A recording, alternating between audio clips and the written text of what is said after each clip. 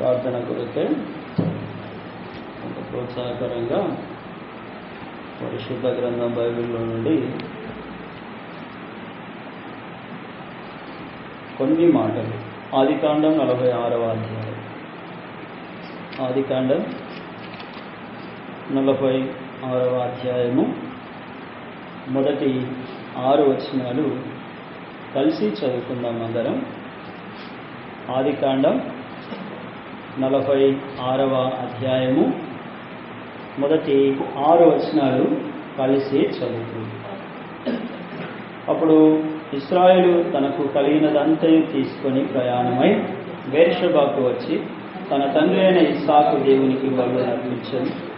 అప్పుడు రాత్రి దర్శనంలో ఎందు దేవుడు యాకోబు యాకోబు అని ఇశ్రాయేలును పిలిచాడు. అందుకు అతడు చిత్తము ప్రభువా అని. ఆయన నేనే దేవుడను, నీ తండ్రి దేవుడను, ఐగుప్తునకు వెళ్ళుటకు భయపడకును, అక్కడ నిన్ను గొప్ప జనముగా చేసేదను, నేను ఐగుప్తునకు నీతో కూడా వచ్చేదనని అతను. అంతేకాదు, నేను నిశ్చయముగా నిన్ను తిరిగి తీసుకొని వచ్చేదను. యోసేపు నీ కన్నుల మీద తన చేయి ఉంచునని సెలవీయగా యాకోబు లేచి బెర్షెబా నుండి ఫరో అతను ఎక్కించి తీసుకొని వచ్చుటకు పంపిన బండ్ల మీద ఇశ్రాయేలు కుమారులు తమ తండ్రి అయిన యాకోబును, తమ పిల్లలను, తమ భార్యలను ఎక్కించిరి.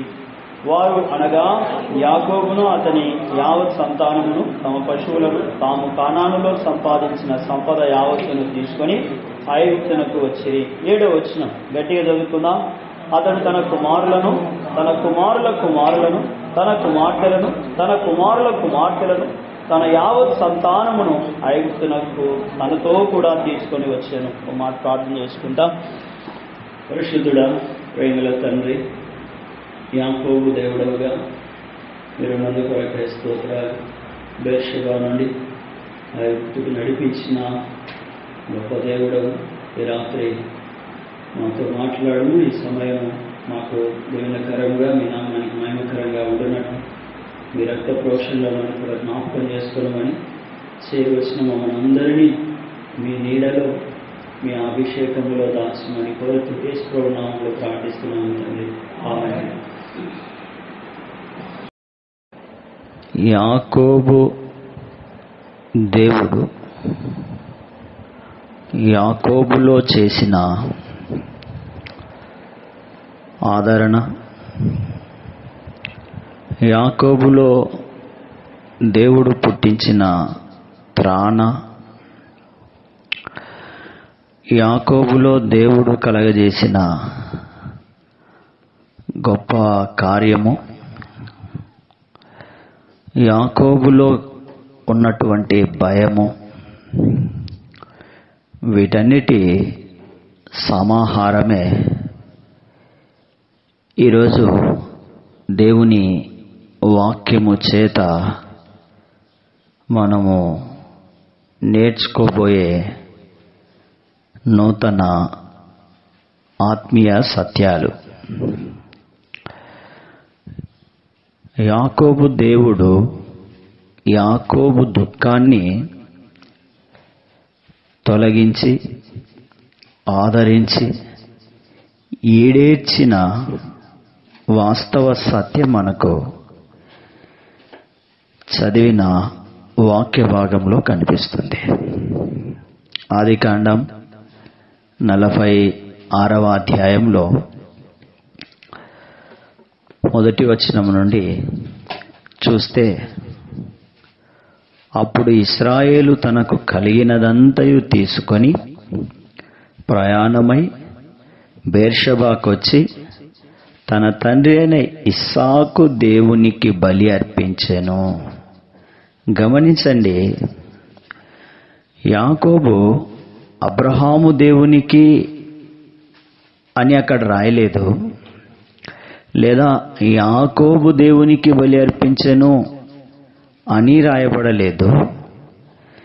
ఇస్సాకు దేవునికి బలి అర్పించెను, తన తండ్రి దేవునికి. తాత ఉన్నాడు కదా, మరి తాత దేవునికి బలి అర్పించినట్లుగా రాయబడలేదు. ఆ రాత్రి దర్శనంలో దేవుడు యాకోబు యాకోబు అని ఇశ్రాయేలును పిలిచినాడు. అప్పుడు ఇశ్రాయేలు తనకు కలిగినదంతయు తీసుకుని ప్రయాణమై బెర్షెబాకొచ్చి తన తండ్రి అయిన ఇస్సాకుకు బలి అర్పించలేదు, ఇస్సాకు దేవునికి బలి అర్పించాడు. గమనించాలి ఈ మాట. అబ్రహాము, ఇస్సాకు, యాకోబుల దేవుడు.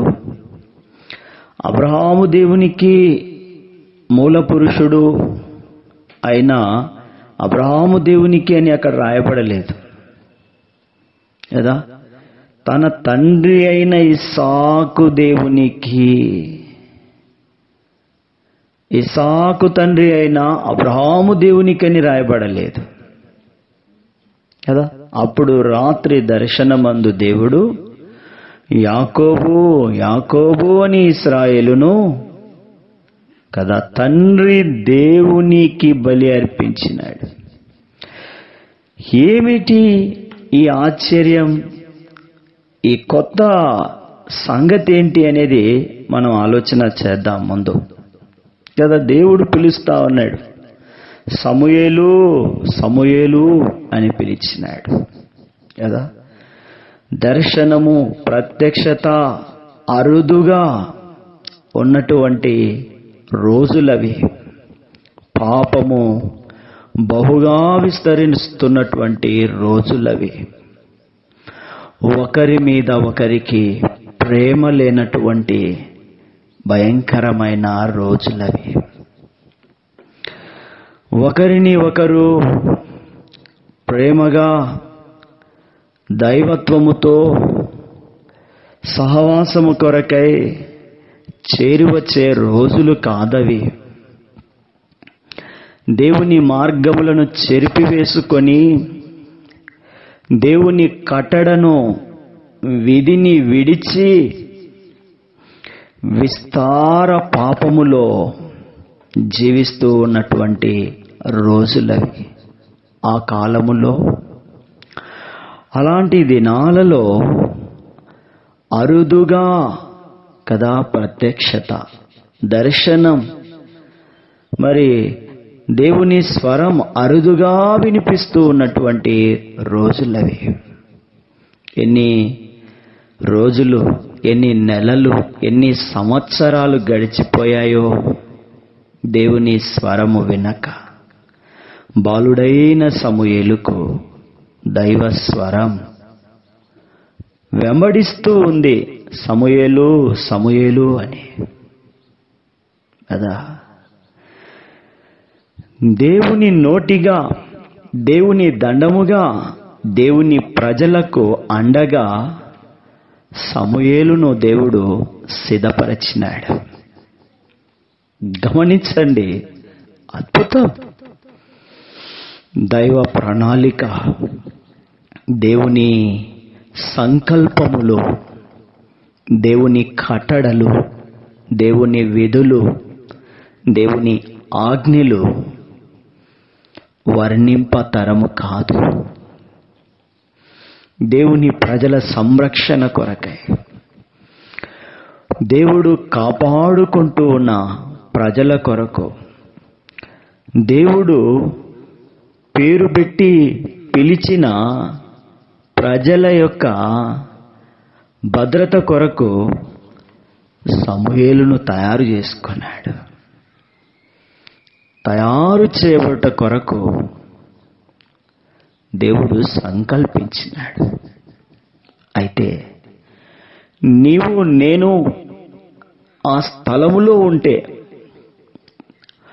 ఆయన మీద, సర్వశక్తిగల దేవుని మీద మనసు పెట్టుకుంటే, లక్ష్యముంచితే, ఆలోచన కలిగి ఉంటే, మన ఆలోచనలు ఎప్పుడు కూడా రేపేమి, సాయంత్రానికేమి, ఉదయానికేమి, మధ్యాహ్నంకేమి, పిల్లలు వస్తున్నారు, వారి భవిష్యత్తు ఏందో, ఇట్లాంటివి ఎన్నో, మీకు కాదు నాకు చెప్తున్నాను.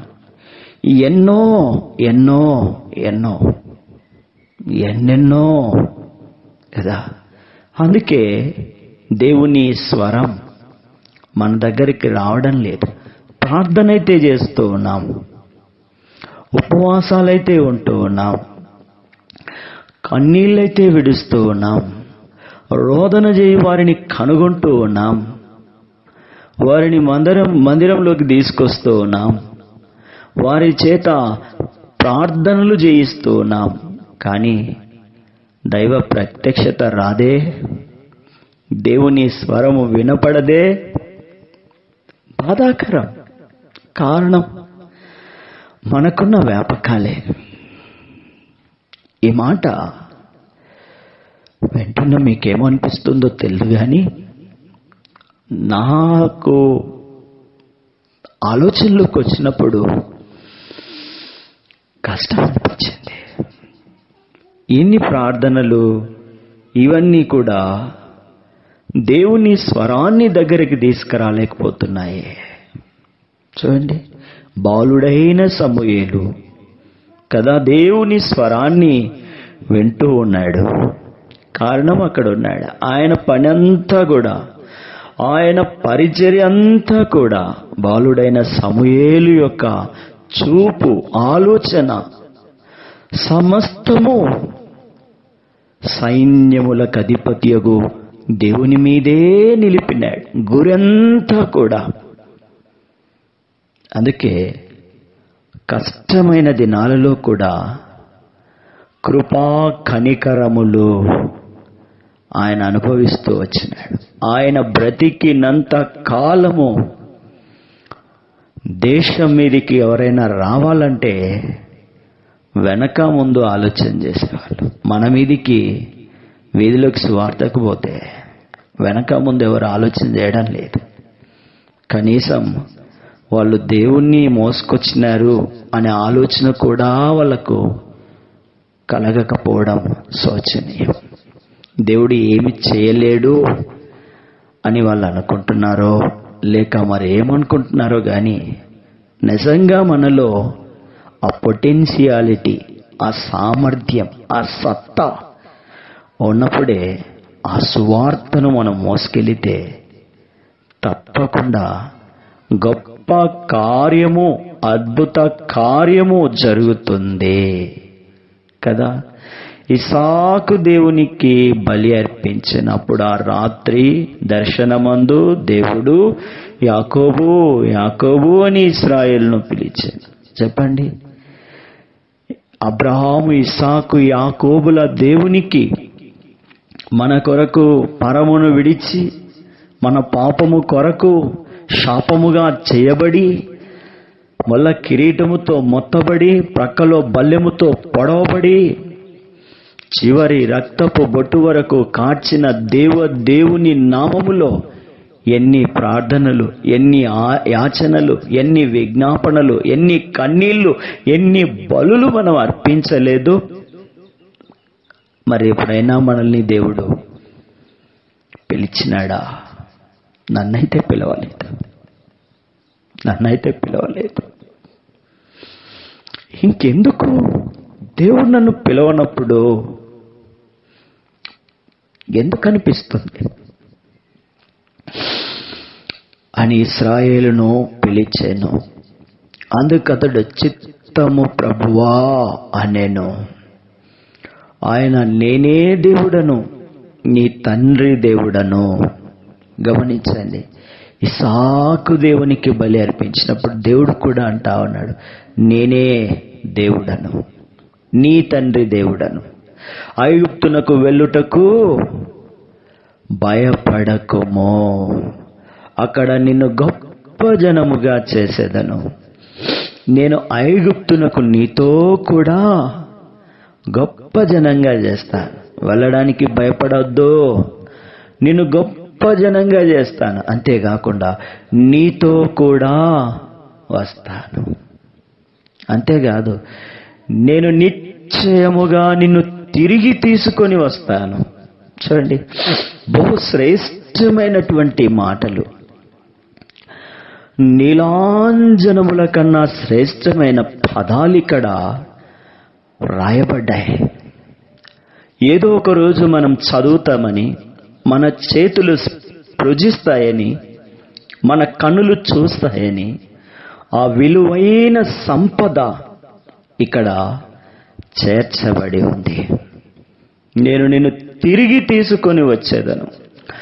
యోసేపు నీ కన్నుల మీద తన చెయ్యి ఉంచునని సెలవీయగా యాకోబు లేచి బెర్షెబా నుంచి వెళ్ళెను. ఫరో అతన్ని ఎక్కించి తీసుకుని వచ్చుటకు పంపిన బండ్ల మీద ఇశ్రాయేలు కుమారులు తమ తండ్రి అయిన యాకోబును, తమ పిల్లలను, తమ భార్యలను ఎక్కించిరి. వారు అంటే యాకోబును, అతని యావత్ సంతానమును, తమ పశువులను, తాము సంపాదించిన సంపద యావత్తును ఐగుప్తుకు వచ్చినారు. 7వ వచనంలో చూస్తాం కదా, యాకోబు యొక్క కుమారుల కుమారులు, యాకోబు కుమార్తెలు, కుమార్తెల కుమార్తెలు, యావత్ సంతానము సంపాదించిన సంపద అంతా తీసుకొని దేవుడు ఆదరించి ప్రోత్సహించి నడిపిస్తూ ఉన్నటువంటి ఐగుప్తుకు వచ్చినారు కదా.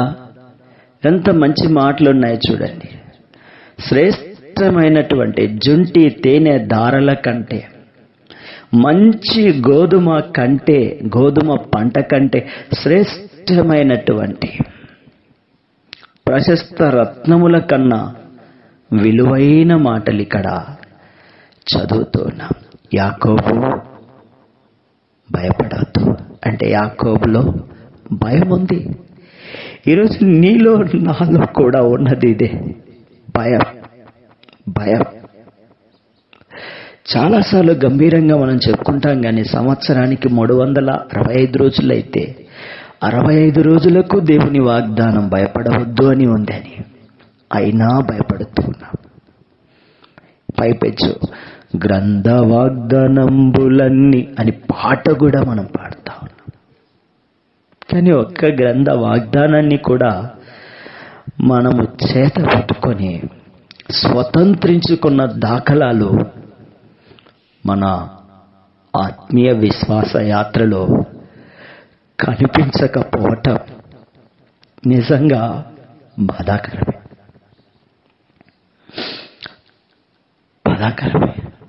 మీతో ఈ మాటలన్నీ పంచుకోలేనేమో అన్న ఒకంత భయం కూడా నాలో కలిగింది. యాకోబు భయపడినాడు. వెళ్ళుటకు నీ తండ్రి దేవుడను ఇస్సాకు దేవుడను ఐగుప్తుకు వెళ్ళుటకు భయపడవద్దు. యాకోబు హృదయ అంతరంగములో భయముంది. ఐగుప్తుకు వెళ్ళడం ఇష్టం లేదు. యాకోబు ఎందుకు ఇష్టపడడం లేదు? యాకోబులో ఎందుకు భయముంది? తాత తన తండ్రి తాను వాళ్ళ ముగ్గురికి అబ్రహాము, ఇస్సాకు, యాకోబులకు తెలిసిన సత్యం ఒకటి ఉంది. ఆ సత్యాన్ని బట్టి, ఆ వాస్తవాన్ని బట్టి యాకోబు భయపడుతూ ఉన్నాడు. వెన్నులో గజగజ వణుకు పుడుతూ ఉంది. ఓ సత్యం అబ్రహాముకు తెలుసు, ఇస్సాకుకు తెలుసు, యాకోబుకు తెలుసు. అందుకే యాకోబు ఐగుప్తుకు వెళ్ళడానికి భయపడతా ఉన్నాడు. పిల్లల భవిష్యత్తు ఎక్కడ ఉంటుందో యాకోబు తెలుసుకున్న వాడై ఆ సత్యాన్ని బట్టి భయపడతా ఉన్నాడు. ఏంటా సత్యం? చదువుదామా కలిసి? ఆదికాండం 15వ అధ్యాయం 13-14 వచనాలు చదువుతాం.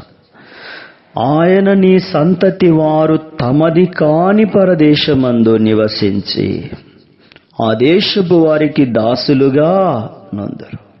వారు 400 ఏండ్లు వీరిని శ్రమ పెట్టుదురు. వీరు ఎవరికి దాసులవుదురో ఆ జనమునకు నేనే తీర్పు తీర్చుదును. తర్వాత వారు మిక్కిలి ఆస్తితో బయలుదేరి వచ్చేదారు. సందర్భం తెలుసు కదా. ఒక దినాన అబ్రహామునకు దేవుడు దర్శనమిచ్చి, భయపడాక అబ్రహాము, నేను నీకు కేడెముగా ఉన్నాను, నేను నీకు బహుమానము, నీ బహుమానమును అత్యధికము చేస్తాను, నువ్వు ఒంటరి కాదు, 1000 మంది 10 నువ్వు ఎన్నిక లేనివాడవు కాదు, ఎలియాజరు నీ ఇంటి ఆస్తికి కర్త కాడు, శారా గర్భము నుండి వాగ్దాన వారసుడు వస్తాడు, నీ గర్భవాసమున పుడతాడు అని చెప్పి మరి ఒక బలిని చేయమన్నాడు. దానిని అబ్రహాము నమ్మి చేసినాడు. ఎక్కడ చేసినాడు? 7వ వచనంలో చూడండి. మరియు ఆయన నీవు ఈ దేశమును స్వతంత్రించుకొనున్నట్లు దాన్ని నీకిచ్చుటకు కల్దీయుల ఊరను పట్టణములో నుండి నిన్ను యువతలకు తీసుకొని వచ్చిన యెహోవాను నేనేని చెప్పినప్పుడు అతడు, ప్రభు అయిన యెహోవా, నేను నిన్ను స్వతంత్రించుకొనేదనని నాకెట్లు తెలియననగా. చూడండి, దీన్ని ఎట్లా నేను స్వతంత్రించుకుంటాను, అది నాకెట్లా తెలుస్తుంది అన్నప్పుడు దేవుడు ఏం చెప్పినాడంటే, 3 ఏండ్ల పెయ్యను, 3 ఏండ్ల మేకను, 3 ఏండ్ల పొట్టేలును, ఒక తెల్ల గువ్వను, ఒక పావురపు పిల్లను నా యొద్దకు తెమ్మని అతనితో. అతడు అవన్నీ తీసుకొని వాటిని నడుమకు ఖండించి దేని కండమును దానికి ఎదురుగా వచ్చాను. పక్షులను ఖండింపలేదు. గద్దలు ఆ కళేబరముల మీద వాలినప్పుడు అబ్రహాము వాటిని తోలివేసిన. పొద్దుగుంకబోయినప్పుడు ఇక్కడ జరిగింది. దేవుడు చెప్పిందంతా చేస్తూ వచ్చినాడు. పొద్దుగుంకబోయినప్పుడు కదా అబ్రాహాము గాఢ నిద్ర పట్టెను. భయంకరమైన కట్టిక చీకటి అతన్ని కమ్మగా ఆయన, నీ సంతానపు వారు తమది కాని పరదేశమందు నివసించి ఆ దేశపు వారికి ఇది సందర్భం. దీన్ని బట్టే యాకోబు భయపడతా ఉన్నాడు. యాకోబులో ఉన్న భయానికి కారణం, నీ సంతతి వారు తమది కాని పరదేశమందు నివసించి ఆ దేశపు వారికి దాసులుగా నుందురు. వారు 400 ఏండ్లు ఇశ్రాయేలీలను శ్రమ పెడతారు. వీరికి మరి దాసత్వం తప్పదని దేవుడు చెప్పినాడు. ఎవరికి దాసులుగా ఉంటారో ఆ జనానికి నేనే తీర్పు తీరుస్తాను. తర్వాత వారు మిక్కిలి ఆస్తితో బయలుదేరి వస్తారు కదా. 2 మాటలు ఇక్కడ చూడండి. 400 సంవత్సరాలు దాసులుగా శ్రమ పెట్టబడాలి. ఎవరు? అబ్రహాము సంతానం. ఇస్సాకును వెళ్ళనివ్వలేదు దేవుడు. ఎవరిని వెళ్ళనివ్వలేదు? ఇస్సాకును వెళ్ళనివ్వలేదు కదా. యాకోబు ఏ దేశానికి వెళ్ళి వచ్చినాడో ఆ దేశానికే తన సంతానాన్ని దేవుడు పంపిస్తా ఉన్నాడు. అక్కడ ఐగుప్తు అని రాయబడలేదు, స్పష్టంగా రాయలేదు. కానీ యాకోబుకు అర్థమైపోయింది. అందుకే లోపల భయం, అంతరంగములో భయం. అందుకే ఇష్టం లేదు ఐగుప్తు పోవడానికి. నా పిల్లలను నేనే తొలగిపోయి చేతులారా బానిసలుగా ఎట్లా అప్పగించి రావాలా, వాళ్ళ భవిష్యత్తు ఏంది అని భయపడతా ఉన్నాడు. వారి చేత ఐగుప్తీయుల చేత శ్రమ పెట్టబడతారే నా పిల్లలు. చెప్పండి, ఏ తండ్రికి పిల్లలు శ్రమ పడడం అంటే ఇష్టం ఉంటుంది చెప్పండి? పిల్లల సంతోషం కోసము కూలి నాలి అబద్ధం కదా, దొంగిలి ముచ్చిలి ఏవేవో చేసి పిల్లల కోసం అని సంపాదిస్తూ ఉన్నారు. అవన్నీ వారిని కాపాడతాయంటే కాపాడవు. యథార్థంగా నిశ్చయముగా నీ కష్టార్జితాన్ని మాత్రమే నీవు అనుభవిస్తావు. ఇంక ఏ మార్గము ద్వారా ఇతరులను బాధపెట్టి సంపాదించిన ఏది కూడా నీ పిల్లలకు సంతోషాన్ని ఇవ్వదు. పైపెచ్చు అది నీ పిల్లలను మరింత నష్టపరుస్తుంది, బాధపడుతుంది, ఆయాసపరుస్తుందని గ్రహించు. యాకోబు దేవునికి సమస్తము తెలుసు. యాకోబులో ఉన్న భయాన్ని దేవుడు చూసినాడు. నేనే వీళ్ళను నా చేతులారా తీసుకొని వెళ్తున్నానే, నా ప్రజలు, నా పిల్లలు ఏదో ఒకసారి యాకోబు వలనే, ఆ పెద్ద ఆయన వలనే మేము వచ్చాము, మాకిన్ని కష్టాలు, ఈ బాధలు అని వాళ్ళు అనుకుంటారే కదా. ఆ దేశానికి నేను కూడా వెళ్ళి అక్కడ నా ప్రజలను విడిచిపెట్టి వాగ్దాన దేశానికి దూరంగా నేను చనిపోవాలా? నా తండ్రి సమాధి వాగ్దాన దేశంలో ఉంది, నా తండ్రి సమాధి వాగ్దాన దేశంలో ఉంది. నా చావు మాత్రం పరాయి దేశంలోనా కదా? వాగ్దాన దేశానికి వెలపలనా? నా దేశంలో నేను పాతి పెట్టబడనా? ఈ ప్రజలు అక్కడికి వెళ్ళి బానిసలుగా మిగిలిపోతారా? 1 కాదు 2 కాదు 400 సంవత్సరాలన్నాడే. తక్కువేమి కాదు. ఇలాంటి పరిస్థితుల్లో బేర్షబాకు వచ్చినాడు, అక్కడ ఆగినాడు, దేవుణ్ణి అడుగుతూ ఉన్నాడు. దేవుణ్ణి అడగడానికి ముందు ఒక అద్భుతమైన పని చేసినాడు. 46వ అధ్యాయం 1వ వచనములో, అప్పుడు ఇశ్రాయేలు తనకు కలిగినదంతయు తీసుకొని ప్రయాణమై బెర్షెబాకు వచ్చి తన తండ్రి అయిన ఇస్సాకు దేవునికి బలి అర్పించెను. అద్భుతం కదా. ఇస్సాకు దేవునికి బలి అర్పించెను. నాకు ఒక డౌట్ ఏంటంటే, అబ్రహాము దేవునికి బలి కాదంట, ఇస్సాకు దేవునికి బలి. ప్రత్యేకంగా రాసినారు ఇక్కడ, గాడ్ ఆఫ్ ఐజాక్ అనే పదం కదా. ఇస్సాకు దేవునికి బలి అర్పించినాడు యాకోబు. దేవునికి కాదు, ఇస్సాకు దేవునికి. అబ్రహాము దేవునికి కాదు, తన తండ్రి దేవునికి బలి అర్పించినాడు కదా. ఎందుకంటారు? నాకు దేవుడిచ్చిన తలంపు ఏంటంటే, యాకోబు మా తాత అబ్రహాము యుద్ధం చేసినాడు, నేను యుద్ధం చేసినాను. మా తాత పోరాడినాడు, నేను పోరాడినాను.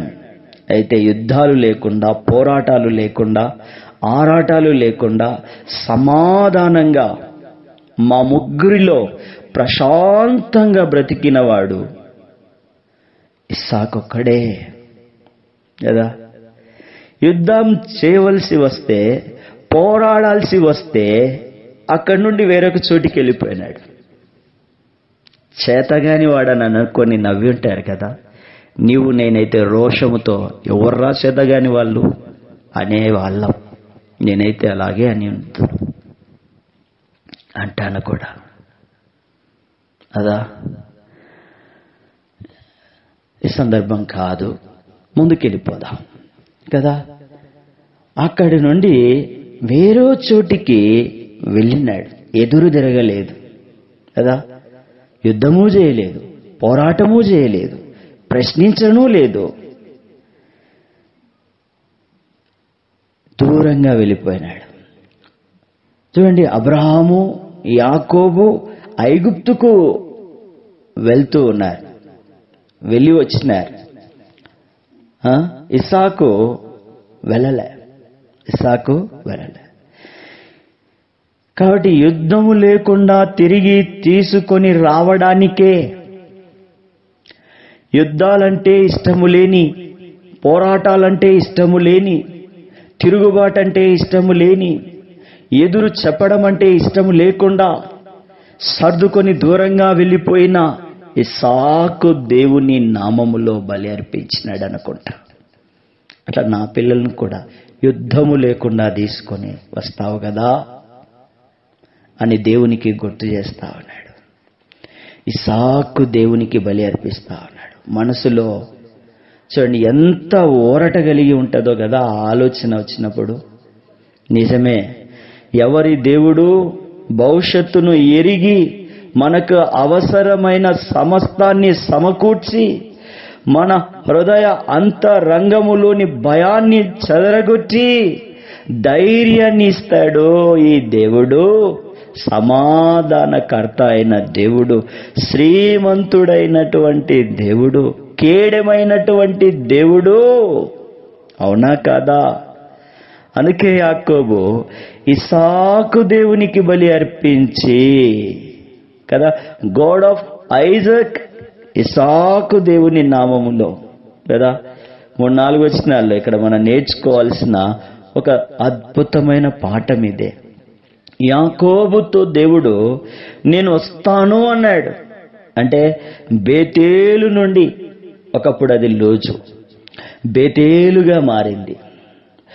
అక్కడ నుండి హారానుకు వెళ్ళినప్పుడు దేవుడు తోడుగా వచ్చినాడు, తోడుగా ఉన్నాడు. ఇప్పుడు మళ్ళీ యాకోబుతో అంటా ఉన్నాడు, నేను నీతో వస్తానయ్యా, నువ్వు భయపడవద్దు.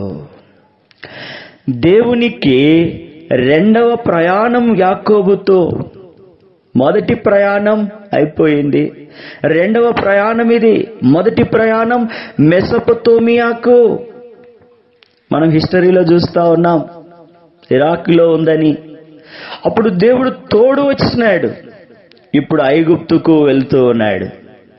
ఈ జనాంగాన్ని, ఆస్తిని, మరి కుమారులను, కుమారుల కుమారులను, కుమార్తెలను, కుమారుల కుమార్తెలను, యావత్ సంపదను, యావత్ సంతానాన్ని, పశువులను తీసుకొని మరి వస్తా ఉన్నాడు. ఆస్తి అంతటిని తీసుకొని అప్పుడు దేవుడు చెప్తా ఉన్నాడు, నేను నీకు, యాకోబు, నేను నీకు తోడుగా వస్తాను. ఐగుప్తుకు మరలా వెళ్ళినట్లు మనం కూడా ప్రయాణించి ఎక్కడికైనా వెళ్ళాల్సి వస్తే ఏం కావాలి మనకు? ఏం కావాలి? ఇస్సాకు దేవుని నడిపింపు కావాలి. ఏం కావాలి? ఇస్సాకు దేవుని యొక్క నడిపింపు కావాలి. కాలంలో చాలా మార్పులు వచ్చినాయి. మరి తన ఇంట పుట్టి పెరిగినటువంటి వారు మనలు తీర్చి ఆ రాత్రి అబ్రాహాము మరి తన ఇంట అలవడినటువంటి వారు కలిసి కత్తులు తీసి మనలు తీర్చి యుద్ధము చేసి గెలిచి సంపాదించుకున్నట్లుగా ఇప్పుడు సాధ్యం కాదు. యాకోబు కుమారులు రాత్రికి రాత్రే వెళ్ళి వారిని కదా బాధ పెట్టి వచ్చి వెళ్తూ ఉంటే యాకోబు కుమారుల యొక్క భయము ఆ చుట్టూ ఉండేను అని మనం ఆది కాండంలోనే చదువుతాం. దీనా విషయంలో కదా మనం కూడా ప్రయాణించి ఎక్కడికైనా వెళ్ళాల్సి వస్తే ఏం కావాలని కోరుకోవాలి? మనతో ఎవరుండాలని ఆశించాలి? దేవుని యొక్క తోడు కావాలి. మోషే అన్నాడు కదా, నీవు మాతో రాని ఎడలా నీవు మమ్మల్ని ఇక్కడ నుండి తోడుకొని పోవద్దు. ఏం కావాలి మనకు? యేసు క్రీస్తు ప్రభు యొక్క రక్తములో విశ్వాసముంచి విశ్వసించిన వారికి అవసరమైనది క్రీస్తు రక్తము చేత, శిలువ ద్వారా, పునరుత్థానము ద్వారా సమాధానపడిన, సంధి చేయబడిన, తండ్రితో సహవాసము చేస్తూ ఉన్న మనకు దేవుని సన్నిధి అవసరం. దేవుడు తోడుగా ఉంటే నీకంటే మించినోడు, నీకంటే అందగాడు, నీకంటే ఆస్తిపరుడు, నీకంటే జ్ఞాని, నీకంటే బలవంతుడు ఎవరూ లేరు. చాలాసార్లు నేను కూడా ప్రయాణం చేసిన, అయితే సఫలత లేదు. కారణం దేవుడు నాతో రాకపోవడమేమో. కాబట్టి నా కొరకు ప్రార్థన చేయండి. దేవుని సన్నిధి నాతో ఉండున్నట్లు, దేవుడు నన్ను నడిపించున్నట్లు, దేవుని అరచేతిలో నన్ను చెక్కుకొనున్నట్లు నా కొరకు ప్రార్థన చేయండి కదా. దేవుడు నీకు తోడుగా ఉంటే జయశాలిగా కదా, విజయోత్సాహముతో ఊరూరా దేవుని నామం ఊరేగింపబడుతుంది. అన్యజనుల మధ్య అన్యజనములు ఏం చేస్తూ ఉన్నారు? అల్లరి చేస్తూ ఉన్నారు, వ్యర్థమైన దానిని తలంచుతూ ఉన్నారు. వారి కట్లను తెంపుటకు వారి పాశములు మన యుద్ధ నుండి పారవేయుదము రండి అని అన్యజనులు తలంచుతూ ఉన్నారు. మనలను, మనకు కలిగిన దానిని, మన ప్రాణములను తొలగించడానికి, తొదముట్టించడానికి ప్రయత్నిస్తూ ఉన్నారు. 2వ కీర్తనలో ఈ మాటలు గ్రంథస్థం చేయబడ్డాయి. అయితే దేవుడేమంటున్నాడో తెలుసా? ఏల అల్లరి చేయుచున్నారు, ఆకాశం అందున్న దేవుడు అపహాస్యము చేస్తా ఉన్నాడు, నవ్వుతూ ఉన్నాడు. ఏలికలు ఏకీభవించి భూరాజులు అభిషక్తునికి విరోధముగా, రాజులు భూపతులు భయము లేకుండా ఏం చేస్తున్నారంటే వ్యర్థమైన దానిని తలంచుతా ఉన్నారు. మనల్ని బాధ పెట్టడానికి అల్లరి రేపుతూ ఉన్నారు. అభిషక్తుని చూచి అపహసిస్తూ ఉన్నారు. మరి దేవుడు ఏం చేస్తున్నాడు? ఉగ్రుడై కదా, ప్రచండ కోపముతో పరిశుద్ధ పర్వతమైన సియోను నుండి రాబోతూ ఉన్నాడు. అయితే దేవుడు ఏమంటున్నాడు తెలుసా? 9వ వచనం, 8-9, నన్నడుగుము, జనములను నీకు స్వాస్థ్యముగాను భూమిని దిగంతముల వరకు సొత్తుగాను ఇస్తాను అంటా ఉన్నాడు. అయితే నీవు నేను ఏమి అడగాలి?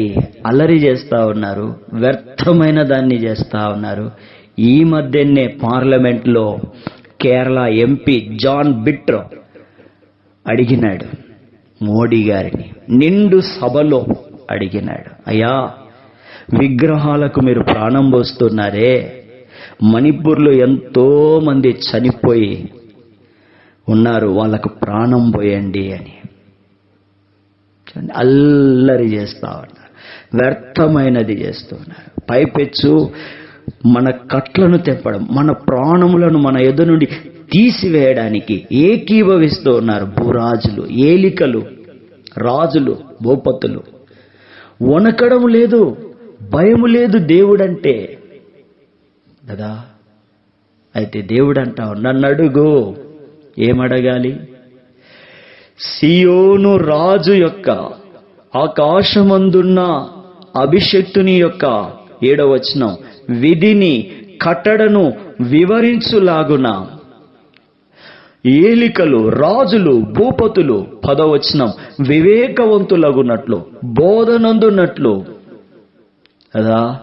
సర్వశక్తి గల దేవుని సన్నిధిలో గడగడ వణుకుచు దేవుని మార్గములోనికి వచ్చి సియోనులోని దేవుణ్ణి, ఆకాశమందున్న అభిషక్తుని యొక్క, పరిశుద్ధ పర్వతమైన సియోను రాజు యొక్క విధిని కట్టడును ప్రకటించు వారిగా చేయమని కన్నీళ్లు విడిచి ప్రార్థన చేయవలసిన వారమై ఉన్నాము.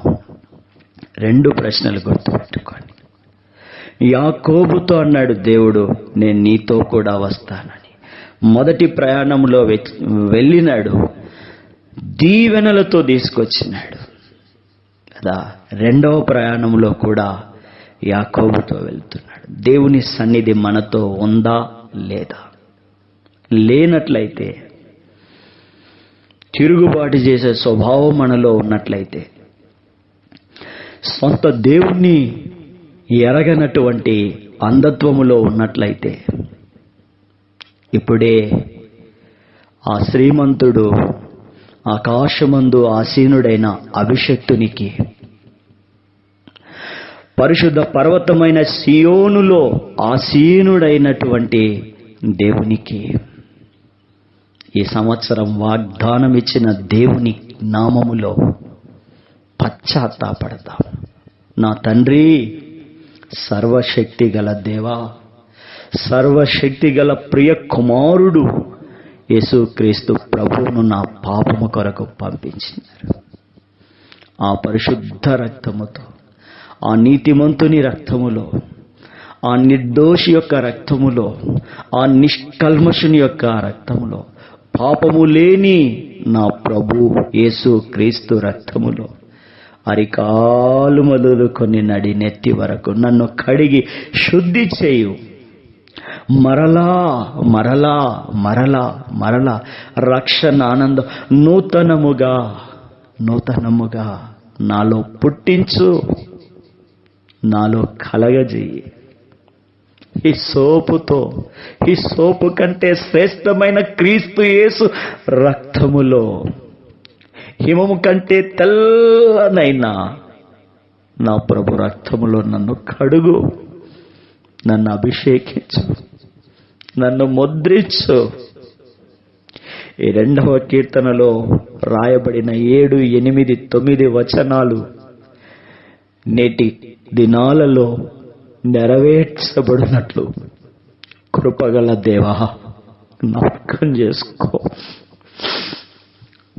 కృపగల దేవా జ్ఞాపకం చేసుకో. బలహీనులైన మమ్మును, మా మొరను ఆలకించు. మేము ఏవో సంపాదించుకుంటున్నామని అనుకున్నాం కానీ పాపము తప్ప మరేమీ మూట కట్టుకోలేకపోయినామని మీ వాక్యపు వెలుగులోనికి వచ్చినప్పుడు, వాక్యపు నిలువుటద్దం దగ్గర నిలవబడినప్పుడు మా పాప భారం, మా అవిధేయత, మా తిరుగుబాటు కనిపిస్తూ ఉంది, వినిపిస్తూ ఉంది. కనుక మా రక్షకుడు యేసు రక్తం ప్రతి పాపము నుండి కడిగి కడిగి కడిగి కడిగి కడిగి శుద్ధి చేయి. కడిగి కడిగి కడిగి శుద్ధి చేసి మా కాపరిగా, మా నాయకుడవుగా, మా ఏలికగా, మా రాజుగా, మా కేడెముగా, మా కోటగా, మా దుర్గముగా మమ్మను నడపయ్యా. ఈ రాత్రి ఇదే మన ప్రార్థన కావాలి, ఇదే మన శ్వాస కావాలి. ఒకనాడు రాత్రి మీకు ఆశ్చర్యం అనపడచ్చు. గనికోట నుండి భారభరితమైన హృదయంతో ఇంటికొచ్చిన మీకు తెలుసు, నెమ్మది లేదు, లోపలంతా బాధగా ఉంది, భయంగా ఉంది, విచారంగా ఉంది. ఏం చేయాలి? ఏమీ శక్తి లేదు. ఎక్కడికి వెళ్ళాలో గమ్యం కనపడటం లేదు. నా ముందు పరిశుద్ధ గ్రంథం ఉంది. ఫ్యాన్ గాలికి అనుకుంటాను పేజీలు రెపరెపలాడుతూ ఉన్నాయి. నా కనులకు స్పష్టంగా 2వ కీర్తన కనిపిస్తూ ఉంది. ఆ మాటలు చదువుతూ ఉన్నప్పుడు యాకోబుతో మాట్లాడిన దేవుడు గుర్తుకొచ్చినాడు. కాబట్టి రాత్రి మనము మన ప్రార్థనలో ఈ అంశాన్ని ఉంచి దేవుని సన్నిధిలో ఎత్తి పట్టవలసిన వారమై ఉన్నాము. త్వరగా కొన్ని మాటలు చూసి మనం ప్రార్థనలోనికి వెళ్దాం కదా. ఇమ్మానుయేలు దేవుడు సదాకాలం తోడుగా ఉంటాడు, ఆయన విడిచిపెట్టాడు. కీర్తనలు, సియోను గీతాల్లో కూడా మేము భయపడమనే పాట ఉంది. ఇప్పుడు పాడుకోవడానికి మనకు సమయం కూడా లేదు కదా. దేవుని సన్నిధి వారిని నడిపించింది. దేవుని సన్నిధిని సన్నిధి వారిని బలపరిచి నడిపించింది. ఇప్పుడు దేవుని పిల్లలు దేవుని సన్నిధి కలిగి కదా, ఓ బాధ్యత గల దేవుని చేతిలో ఉన్న రెస్పాన్సిబిలిటీ దేవుడు తీసుకున్నాడు. మనల్ని బట్టి మాత్రమే కాదు, వారిని బట్టి కూడాను నీతిమంతుల సంతానము కాబట్టి కాపాడబడతారు.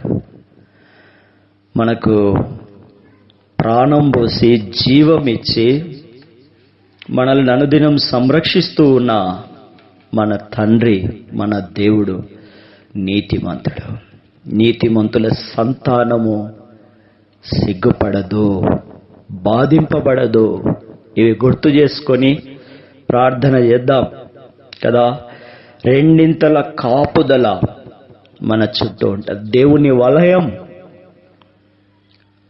ఏ నరుడు ఛేదించుకొని రాలేనటువంటి, ఏ దుష్టత్వము, ఏ కీడు చెదరగొట్టలేనటువంటి దివ్యమైన, ప్రకాశవంతమైన, ప్రభావము కలిగిన దైవ వలయములోనికి మనం వస్తాం.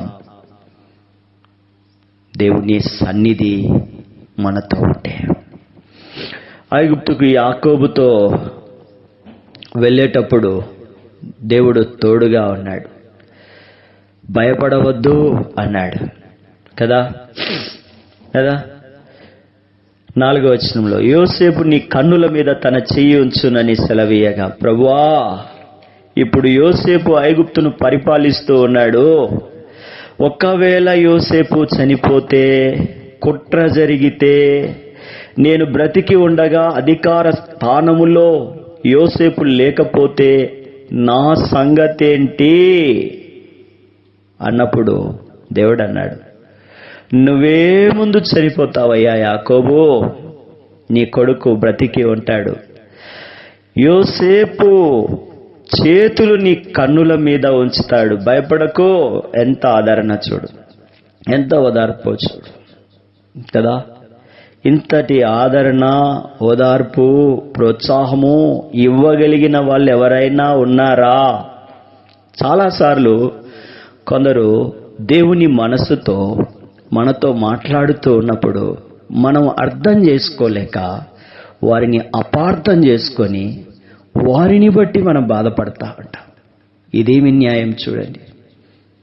నేను కొన్ని సందర్భాల్లో ఇలాంటి క్లిష్ట పరిస్థితుల గుండా వెళ్ళినాను. నేను దేవుణ్ణి బట్టి వారిని ప్రోత్సహించాలనే ప్రయత్నం చేసినప్పుడు అదెందుకో రివర్స్ అయింది. నాకు అర్థమైంది, నేను మౌనమైపోయినాను. అందుకే దేవుడు అంటే స్పష్టంగా సజీవుడైనటువంటి దేవుడు, మన దేవుడు. అంతరంగాన్ని, ఆలోచనను, బుద్ధిని, వివేకాన్ని, సమస్తాన్ని ఎరిగి చాలినటువంటి సమయోచితమైన సహాయాన్ని అనుగ్రహించే గొప్ప దేవుని సన్నిధిని ఎలా నిరాకరిస్తాం చెప్పండి? ఎలా తృణీకరిస్తాం చెప్పండి? ఆయన్ని ఎలా ప్రశ్నించుతాం? ఎలా అవమానించుతాం? అబ్బా కదా. తిరగబడి, అవమానించి, అలిగి, విడిచిపెట్టి, స్తుతించకుండా, ఆరాధించకుండా శ్రేష్టమైన దేవుని ఆధిపత్యాన్ని, ఆధిక్యతను, సమీపింపరాని మహాత్మ్యమును, తేజస్సును గణపరచకుండా అలిగి, కరువు వచ్చిందని, అడిగినందుకు కష్టం వచ్చిందని, తిరగబడినందుకు, దేవుణ్ణి ప్రశ్నించినందుకు కన్నీటితో, పశ్చాత్తాపముతో మరి క్షమాపణ కోరుకోవాలి కదా. నీవే నాకు చాలునయ్యా, నీ కృప నాకు చాలునయ్యా, నీ సన్నిధి నాకు చాలునయ్యా. ఎన్ని మార్లు అంతరంగములో దుఃఖపడి దేవుణ్ణి ప్రశ్నించకూడదని తెలిసి ప్రశ్నించిన సందర్భాలు లేవా? చాలానే ఉన్నాయి నా జీవితంలో. దేవుని మీద అలిగి దేవునికి దూరంగా ఉన్న సందర్భాలున్నాయి లేవా? చాలా ఉన్నాయి. నాకే రావాలా ఈ కష్టాలు, నాకే రావాలా ఈ అనారోగ్యము, నాకేనా ఈ ఆర్థిక ఇబ్బంది, ఈ అప్పుల బాధ, ఈ అవమానము, ఈ నష్టము నాకే, తట్టుకోగలవు కాబట్టి నీకే వచ్చింది. నీతో దేవుని సన్నిధి ఉంది కాబట్టే నీకొచ్చింది. ఇప్పుడు చెప్పండి, యాకోబుకు ఎందుకు బాధ? దేవుని సన్నిధి ఉంది కాబట్టి, దేవుడు నడిపిస్తాడు కాబట్టి, లోపల భయమున్నా కదా. కొద్దిపాటి నష్టాన్ని బట్టి విశ్వాస జీవితంలో వెనుదిరిగి నేను రాను, ప్రార్థన చేయను, తినకపోతే ఎవరికి నష్టం? ఒక్కరోజు తినకపోతే 6 ఔన్సుల బ్లడ్ తగ్గిపోతుందట. నిజమో అబద్ధమో నాకు తెలియదు, నా తండ్రి నాతో చెప్పింది మీకు చెప్తున్నాను. నేను చిన్నప్పుడు నాకు కావాల్సింది ఇవ్వకపోతే అలిగేవాడిని, తినేవాడిని కాదు. నేను ఒక్కనే కాబట్టి నా తండ్రి నన్ను ప్రేమించేవాడు. చెప్పేవాడు, అన్నం తినకపోతే 6 ఔన్సుల రక్తం తగ్గుతుంది, బలహీనమైపోతావు.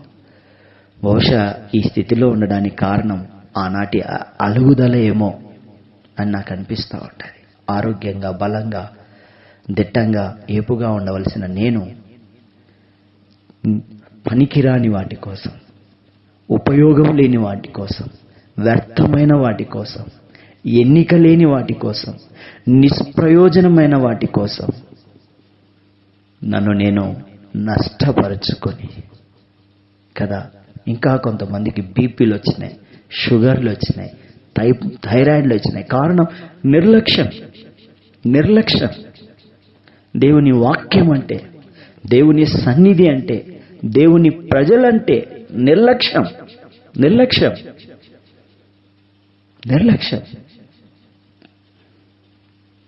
ఉండొచ్చు పైకి, అంతరంగములో శుద్ధత ఉండాలి. నేనైతే పైకి ఎవరితోనైనా దూరంగా ఉండొచ్చేమో కానీ లోపల వారి విషయమై మానక కన్నీళ్లు విడిచిన సందర్భాలున్నాయి. నేను చెప్పగలను. చూచుతున్న దేవుడు వింటూ ఉన్నాడు. వాళ్ళు ఏమైనా అనుకోవచ్చు కానీ నిజంగా ఆత్మీయులైతే నా మనసు వాళ్ళు తెలుసుకుని ఉందురు, సమాధాన పడి ఉందురు. ఆలస్యము కాకమునుపే రోజులు, సంవత్సరాలు, వారాలు, నెలలు, సంవత్సరాలు గడిచాక చూడండి, దేవుడు తోడుగా వస్తానన్నాడు. తోడుగా వచ్చినాడు కదా. ఫరోకు యాకోబు దేవుని మీద నమ్మకం కలిగేటట్లు చేసినాడు. యోసేపు దేవుని మీద అతనికి, ఫరోకు అభిమానం ఏర్పడింది కదా. చూడండి ఎంత గొప్ప కదా, ఎంత గొప్ప సంగతి కదా. ఇవన్నీ మనం గుర్తుపెట్టుకుందాం. ఈ మాట జ్ఞాపకం చేసుకుని ప్రార్థన చేసుకుందాం. ప్రకటన 3:1 చూస్తాం. సార్దీసులో ఉన్న సంఘపు దూతకు 7 నక్షత్రాలు, దేవుని 7 ఆత్మలు గలవాడు చెప్పు సంగతులు, నీ క్రియలను నేను ఎరుగుదును. జీవించుచున్నావన్న పేరు మాత్రం ఉంది కానీ నీవు మృతుడవే. నీవు సజీవుడవైతే, నీవు జీవమున్నవాడవైతే ఇవన్నీ ఎందుకు జరుగుతాయి? ఇవన్నీ ఎందుకు జరుగుతాయి? మృతులమే కదా. మృతులమే కదా. మృతులము గనికే రాళ్ళేస్తున్నారు, మృతులము గనికే బండలేస్తూ ఉన్నారు, మృతులము గనికే చీదరించుకుంటా ఉన్నారు మనల్ని చూసి. సర్వలోకమునకు పరిమళ వాసన అయిన ప్రభు యేసు క్రీస్తు యొక్క నామమును, సువార్తను చేతబట్టుకొని పోతూ ఉంటే ప్రేమతో ఆహ్వానించడం లేదు, సాత్వికముతో దీన మనసుతో లోనికి పిలవడం లేదు, గర్వముతో అహముతో చీదరించుకుంటా ఉన్నారు. అదే దేవుడు అంటా ఉన్నాడు. ఏం చెప్పడం లేదు, నీ క్రియలను నేను ఎరుగుదును. ఏమంటే జీవించుచున్నావన్న పేరు మాత్రం ఉంది కానీ నీవు మృతుడవే కదా. అపరాధాలు, పాపాల చేత చచ్చిపోయి ఉన్నా, మారు మనసు పొంది ప్రభు సహవాసంలోనికి సదాకాలం దేవుని భోజనపు బల్ల ఎద్దరికి. పోయిన సంవత్సరం దేవుడు నాకు ఇచ్చిన వాగ్దానం, అటుపోయిన సంవత్సరం ఏం వాగ్దానం ఇచ్చినంటే, చూడుము నా అరచేతుల్లో నిన్ను చెక్కుకొని ఉన్నాను. అరచేతుల్లో చెక్కుకున్న దేవుడు అన్నం పెట్టడా అని ఆ సంవత్సరం అంతా అనుకుంటూ ఉండగా, ఆ సంవత్సరం చివరిలో సదాకాలం నీవు నా భోజన బల్ల వద్ద ఉంటావు. ఇలాంటి నిస్సహాయ స్థితిలో ఉన్నప్పుడు దేవుడు ఈ సంవత్సరం సదాకాలం నేను నీకు తోడై ఉంటాను. చూడు, శ్రేష్టమైన వాగ్దానము చేత, శ్రేష్టమైనటువంటి ఈవుల చేత యాకోబును తోలుకొని వెళ్ళి కృపయు సమాధానమును అక్కడ ఇచ్చి ఆ ప్రజల మధ్యలో దీవించి దేవుడు వారిని ఓడించి క్షేమంగా మరలా వాగ్దాన దేశంలోకి తెచ్చినాడు. అట్టి దినాలు రావాలని, అట్టి అద్భుతాలు జరగాలని ఈ రాత్రి మనం పని చేయాలి, ప్రార్థించవలసిన వారమై ఉన్నాం. కొన్ని విషయాలు నేను మీకు జ్ఞాపకం చేస్తా. యాకోబు అన్నాడు, నీ సన్నిధి దేవుడు, నా సన్నిధి నీకు తోడు, నేను నీతో వస్తాను. మోషే అన్నాడు, నీ సన్నిధి రాకపోతే. ఇది మనం అడగాలి. దేవుని సన్నిధి సదాకాలం మనతో ఉంటున్నట్లు, మనల్ని నడిపించున్నట్లు, మనల్ని కట్టునట్లు, మనల్ని నిలబెట్టున్నట్లు అడగాలి. రెండవదిగా ఇస్సాకు దేవుని కృప అంటే సమాధానం మనతో ఉంటున్నట్లు మనం ప్రార్థించాలి. మూడవదిగా 2వ కీర్తన, అల్లరి చేస్తున్నారు, వ్యర్థమైనవి చేస్తూ ఉన్నారు, ఏలికలు ఏకీభవిస్తున్నారు, రాజులు, అధిపతులు, వీళ్ళందరినీ చూసి ఆకాశమందున్న దేవుడు నవ్వుతూ ఉన్నాడు, అభిషక్తుడు నవ్వుతా ఉన్నాడు, అపహసిస్తూ ఉన్నాడు, ఇనుప దండము పట్టుకొని వాళ్ళ మీదికి వస్తూ ఉన్నాడు. వారిని కొండలు బద్దలు కొట్టినట్లు బద్దలు కొడతాడు. అయితే అడగమన్నాడు. మనం అడగాల్సింది ఏంటంటే, ప్రభువా, అల్లరి చేస్తూ వ్యర్థమైన దాన్ని తలస్తున్నా, ఏలికలు ఏకీభవించి మా ప్రాణాలు తీయడానికి, మమ్మల్ని అవమానించడానికి మరి రాజులు, ఏలికలు, అద్భుతులు చేస్తూ ఉన్నారు.